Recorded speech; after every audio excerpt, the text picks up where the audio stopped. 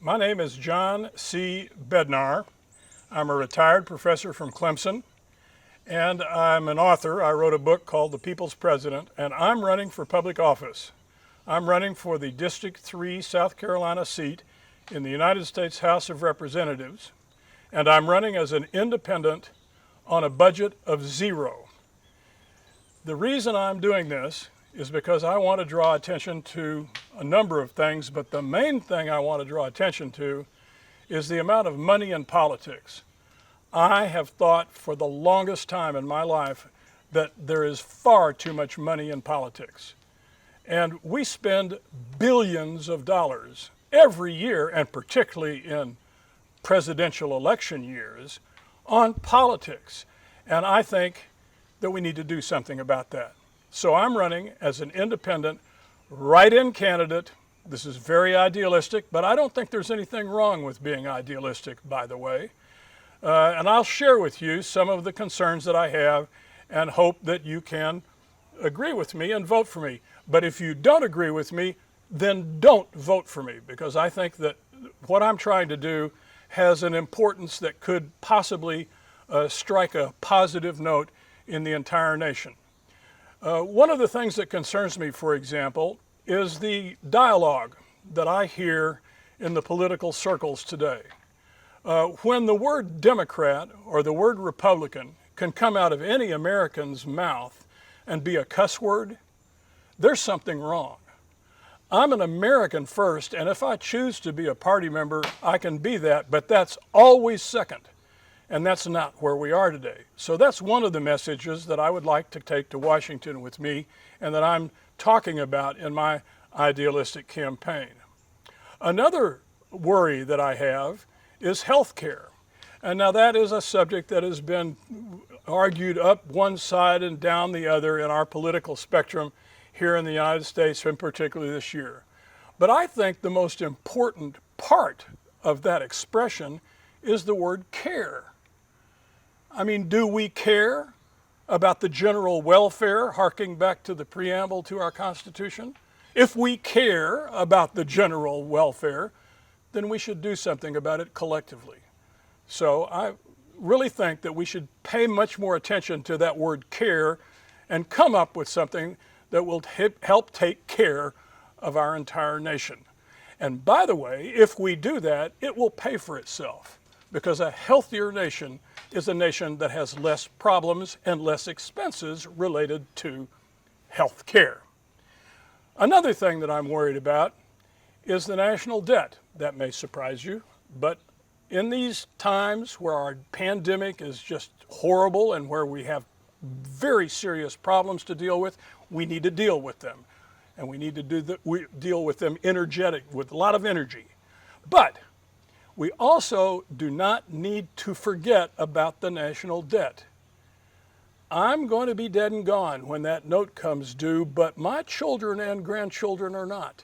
And I want us to have some sort of a plan for the future to reduce the national debt that my poor children and grandchildren are going to have to deal with. And last but not least, I think that the attitude that we have demonstrated about veterans and about aging people in old folks' homes is pathetic. If we can sit around and talk about health care, then by golly, we can sit around and do something about the very good care that should be coming to our veterans who have put their lives on the line for their country. Now, as you can see in the background, I am not attached to money. I graduated from Princeton University. I got a doctorate in France and 4 years of graduate school. I've led a very interesting life, but money has not been my source of happiness.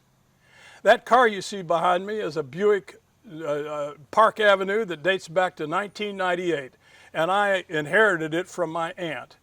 And I've driven it for a long, long time, and I'm going to continue to drive it as long as I can.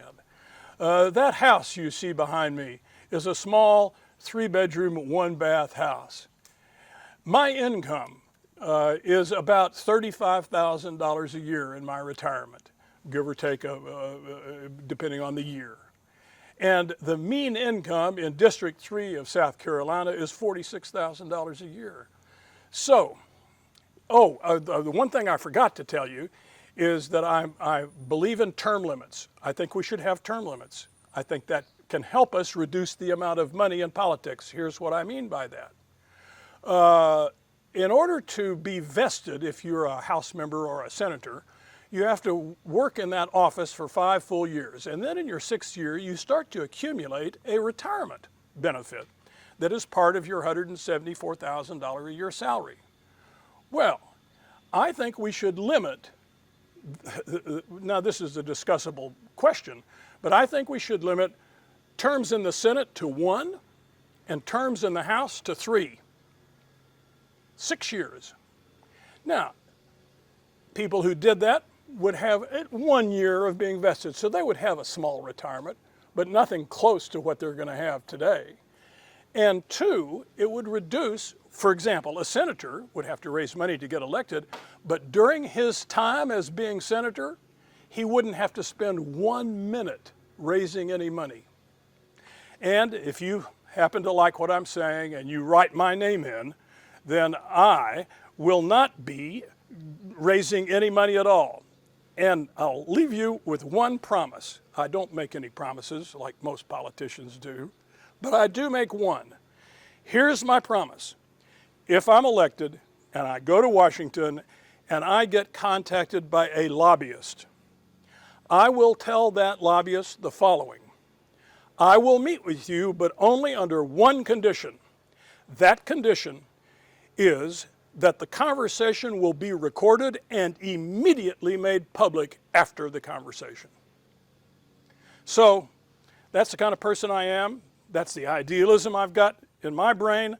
I honestly think that as a retired professor from Clemson, I can do things for the biggest employer in District 3, and I think I can be a conciliatory voice in this horrible battle between Republicans and Democrats. And if I succeed, then I'll be able to vote for the Republicans when I think they're right and vote for the Democrats when I think they're right.